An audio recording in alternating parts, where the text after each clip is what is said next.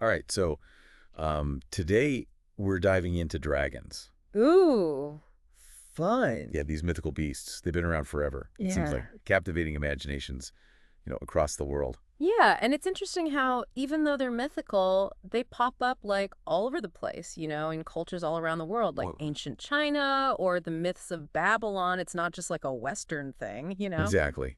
They're everywhere. Yeah, and for this deep dive, we've got some really cool material to help us unpack this whole dragon thing. Oh, yeah.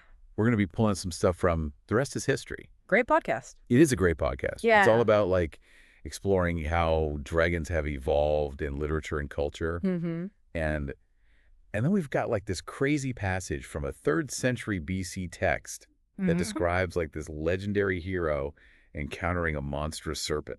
Oh, wow. So yeah, we're gonna be going way back. It's gonna be cool. Yeah, through history and myth and just the power of storytelling. Yeah, so one of the things that really strikes me about dragons is even though they come from all these different cultures, right? Mm-hmm. There's this surprisingly consistent image that keeps popping up. Yeah, they're often reptilian, frequently serpentine. There's fire involved. They hoard treasure. I mean, there are some common themes there. Yeah, it makes you wonder, right? Yeah, Is this all just a giant coincidence, or is there something deeper going on? it's a great question. Like, why do these similar images appear in such different places and times? Yeah. Like, what is it about the dragon Yeah. that's so universal? So one theory that's been floating around out there is that maybe dragon myths Okay. are linked to the discovery of dinosaur fossils. Oh, that's interesting. Right? Yeah. Imagine, early humans, they stumble upon a stegosaurus Yeah. or a triceratops skeleton. Massive, right? I mean, Huge. big, right? You'd be like, what is this thing? Right. Yeah. And it's not hard to see how those bones could spark tales of Yeah. giant monstrous creatures. Yeah, for sure. And especially like in places like China and Mongolia where dinosaur fossils are like everywhere, Right. kind of makes you wonder. Yeah, those ancient bones planted the seeds for the whole dragon myth. Right. It's a cool thought. It is. But there's another theory that's out there Okay. that connects dragons to a much more primal Oh, okay. human fear. All right. I'm intrigued. Lay it on me. So some anthropologists, they suggest that dragons might be an expression of our anxieties It's okay. about the power and danger of nature. That makes sense. Right, those forces that we can't control, floods, storms, earthquakes, that kind of thing. Yeah, that resonates with me. I mean, think about like early civilizations built around rivers. Oh, yeah. They would have been just totally vulnerable to Yeah. like a devastating flood wiping them out. So could dragons be a symbol of that primal fear? Yeah. It's a really powerful image, that struggle between like humanity and the natural world. And then dragon becomes this embodiment of all those forces that could just wipe us out. Yeah, that's heavy. It is. But it's it kind of makes sense, right? I think so. Yeah, so we've got these possible origins. Mm. But then as we move from those ancient roots to how different cultures actually interpreted dragons, Yeah. we start to see some really fascinating distinctions, Okay. particularly between East and West. Yeah, that's a big one, It's right? huge. Yeah. Huge difference.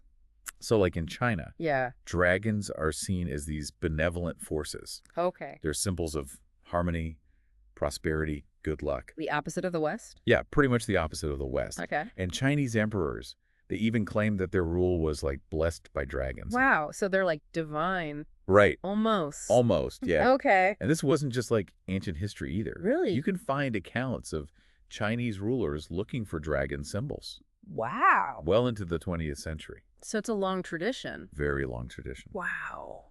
It shows just how deeply these creatures were ingrained in their culture. Right. Not as monsters, but as these positive, Right. almost divine figures. Yeah, that's a huge difference from Yeah. the West. But then when we shift our focus to the West, Yeah. the picture changes completely. Now we're talking monsters. But now we're talking monsters, yeah. Fire-breathing, treasure hoarding. Yeah. Yeah.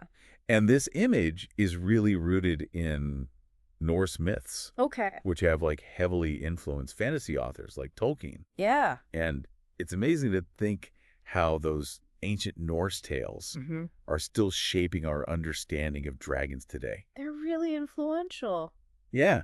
And even George R. R. Martin, Oh, wow. Okay. the creator of Game of Thrones, Yeah. a story that is full of dragons. Yes. He initially didn't want to include them. Really? He was worried they were too childish. for Interesting. his, like, gritty world. Yeah, but I mean, obviously he came around. He did come around, yeah, and Yeah. and those dragons are, like, integral to that story. Totally. But it's fascinating to think about how even someone like him had to kind of grapple with Right. how dragons would be perceived. Yeah. And that evolution is a great segue into talking about the anatomy of a dragon. Okay. All right, let's get into the nitty-gritty. Yeah, how did these creatures get their wings, their legs, their fiery breath? Right. It's like a whole mix of stuff. Yeah, it's really fascinating. Like, Yeah. during the early Middle Ages, Mm-hmm. Europeans were documenting dragon sightings. Oh, wow. Like, pretty matter-of-factly, you know? Really? Like, they weren't even questioning it.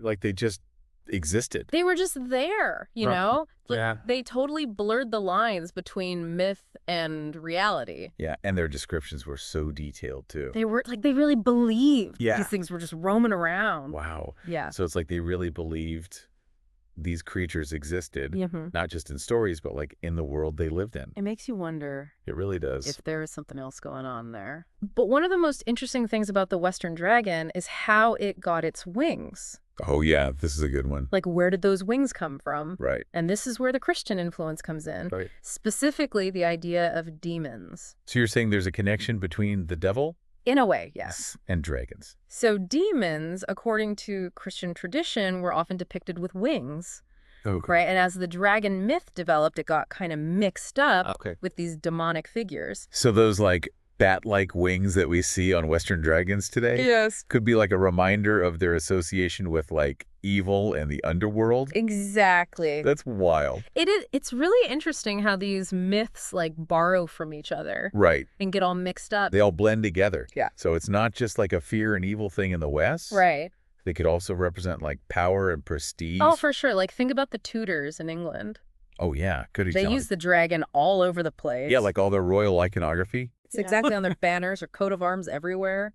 I can just imagine those banners. Yeah. With the bright red dragon. It's a powerful image. Yeah, this symbol of strength and authority. Totally. And it's like this mythical creature. It goes from being a monster to like an emblem of kingship. Right. It's really interesting. Yeah. And that adaptability, it continues to this day in pop culture. Oh, yeah, for sure. Like, think about Tolkien's Smaug Yeah, great example. or the dragons in Game of Thrones. Oh, yeah. They're reinterpreting these ancient myths Right. for a new generation. And they're asking new questions, too. They are. Like, what does our fascination with dragons say about us today? Right. Like, could the dragons in Game of Thrones, with all that destructive power, Yeah. be a reflection of our own anxieties about nuclear weapons and Yeah. global destruction? That's a chilling thought. It is. But before we get into those modern interpretations, Yeah. let's go back to some of the specific texts and myths that really shaped how we understand these creatures. Okay, so let's go back to the source. Back to the source. Like the Norse sagas, ancient Greek epics, even biblical accounts. All right. I'm ready for a journey through time. Let's do it. So let's start with those Norse myths. Okay. They give us a glimpse into that like darker side Hmm. of the dragon. What kind of dragons are we talking about here? One of the most famous is Fafnir. Fafnir. He was a dwarf Right. who got totally consumed by greed, like Oh, wow. transformed into a dragon guarding this giant hoard of stolen treasure. Sounds kind of like Smaug from The Hobbit. Exactly. All about the gold. Yeah, Tolkien drew a lot of inspiration from these Norse myths, Hmm. especially for his dragons. Okay. Fafnir's story, it's got all the classic dragon tropes, right? The cave, the treasure, the fire. It's like the blueprint. But how did, like, a creature that powerful, Right. how did he meet his end? Well, he was eventually slain by the hero Sigurd, Sigurd. but the way he's killed is important. Oh, he has yeah. a vulnerable spot on his underbelly. Ugh. The classic dragon weakness. Right. I've seen that in so many stories. It's like this recurring detail in dragon lore, you know? Yeah. Even the most powerful creatures, they have a weakness. Right. But the Norse myths, they offer us another really iconic dragon. Okay. The one from Beowulf. Beowulf. Oh, yeah. I kind of remember that name from, like, high school English class. Yeah, Something about a hero battling monsters. exactly. And one of those monsters is this fearsome dragon. Okay. And like Fafnir, Mhm. this dragon guards a hoard of treasure. Okay, so another treasure hoarder. When a thief steals a single cup, A cup. yeah, like one little cup, Oh, wow. the dragon unleashes this fiery havoc on the land. That seems like a bit of an overreaction. Well, to the dragon, it's like a violation, Right. of its hoard, its domain. Okay. Right. And Beowulf, he steps in to defend his people, but he's mortally wounded in the fight. So even the hero falls to the dragon's bite. It shows you how powerful these creatures are, Yeah. even for the bravest heroes. That's pretty intense. It is. There's another interesting detail in Beowulf. Okay. The dragon, it's described as having wings, Okay. but it never actually flies. That's weird. Why give it wings if it's not going to use them? Well, it suggests that there were like multiple dragon traditions Okay. evolving at the time. Yeah. You had the serpent-like worm, which was common in a lot of Norse myths. Yeah. But then you also had this emerging idea of a winged dragon.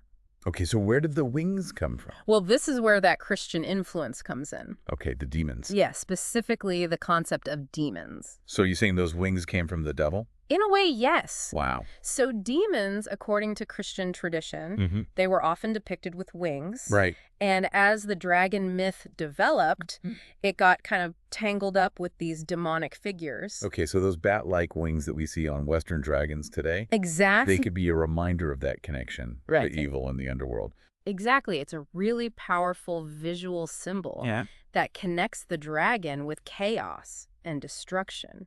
Yeah, it definitely adds to the whole fear factor. It does. And this blending of Christian and pagan imagery, Mhm. it wasn't just limited to wings. Okay. Do you remember Leviathan? Leviathan. Oh, yeah, the sea monster from the Bible. Yes, the one God describes in the book of Job. Yeah, it's a pretty terrifying description. It is. And there are some clear parallels to Oh. dragon imagery, especially that whole Oh. fire-breathing thing. Right. And then in the book of Revelation, Mm-hmm.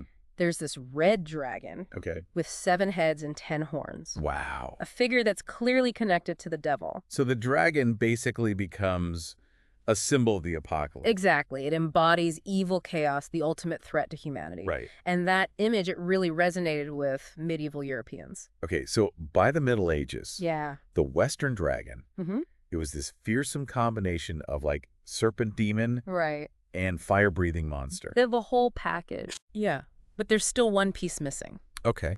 How did those 2-legged wyverns Yeah. that we see in a lot of those early depictions, Mhm. how did they evolve into the 4-legged dragons we see today? Well, it seems like over time people started to think of dragons less like snakes and more like lizards. Okay. Giving them 4 legs Mm. made them seem more reptilian, Right.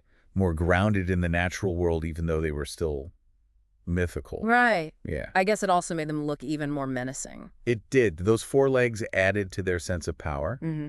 And this image was further solidified Okay. by the rise of printing. Oh, wow. The first printed books, Mhm. which often included dragon stories. Yeah. They featured those 4-legged beasts. So the printing press gave the 4-legged dragon its official stamp of approval. Basically, yeah. And it wasn't just books. Okay. What about the Tudors in England? Oh, yeah, they love dragons. They adopted the red dragon as a symbol of their dynasty. Mm-hmm. Put it on their coat of arms, their banners all over the place. Wow. I could just imagine those red dragons on the battlefield, Yeah. turning this mythical creature Mm-hmm. into a real symbol of power. Exactly. And that connection between dragons and royalty, Right. it really cemented their place in the public imagination. They Yeah. weren't just monsters anymore. They Well. were emblems of strength, authority, national pride. So by the 15th, 16th centuries, Yeah. the Western dragon had reached its like iconic form. Right? 4 legs, bat-like wings, fiery breath horde of treasure. It's the image we see everywhere, Yeah. right from medieval art to Mhm. modern fantasy novels. And it's fascinating how that image has persisted for centuries, Right. even as our understanding of the world has changed. Yeah, we might not believe in dragons literally anymore, Right. but they still capture our imagination. They do. Yeah. It really makes you wonder why we're still so fascinated by these creatures. You know, It's a good question. like why do dragons still capture our imaginations even today? Maybe it's that mix of power and danger, you know? Yeah. They represent both our fears and our aspirations. Right. It's like they're terrifying, but also alluring. Exactly. Or maybe it's that connection to like a time when the world felt more magical. Yeah. You know, when myth and reality weren't so separate. Right, like they're a reminder of those ancient stories Hmm. that have been passed down for generations. And their story, it's not over yet. Oh, no, not at all. They become this like canvas Yeah. for exploring these really complex themes. Mm-hmm. especially in pop culture. Yeah, think about Daenerys Targaryen in Game of Thrones. Oh, yeah, great example. Her dragons aren't just weapons, you know? Right. They're symbols of her power, her lineage, Mm-hmm. her whole struggle for the Iron Throne. And the way those dragons are portrayed Yeah. with that, like, terrifying beauty Right. and destructive potential. It taps into something deep. It does. You know, those anxieties about power control, Yeah. the consequences of like unleashing forces we don't fully understand.